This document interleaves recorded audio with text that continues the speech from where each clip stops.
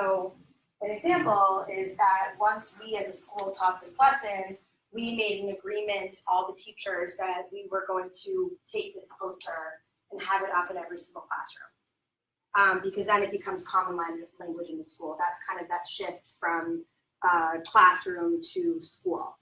And something that the implementation rubric asks us to focus on is like pick, every quarter, every month, pick one concept that you're going to try to dive deep. Like one concept that you want every student or 75% of students to understand. So, we said, okay, we want everyone in our school to really understand active listening. If they're not quite up to speed on collaborating effectively, they're not quite up to speed on reading facial emotions, okay, but let's get everyone to understand effectively peers.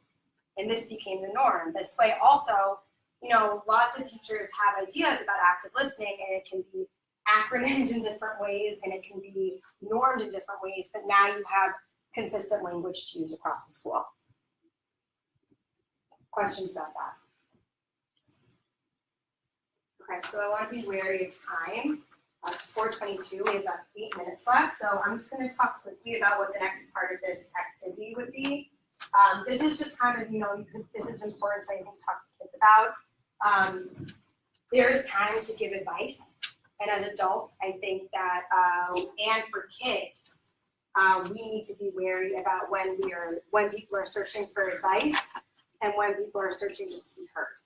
So I think especially as teachers and as counselors, we have a tendency to want to say, well, here's what you should do. And sometimes there's a place for this, but the idea of active listening is that you are really listening to what the person is saying, because sometimes kids just need to be validated, and adults too. So that's just kind of talk a little bit about that. And I'm sure we've all been in that situation where we try to talk to a friend about something and they're saying, well, try this. And you're like, no, stop, leave me alone, just listen.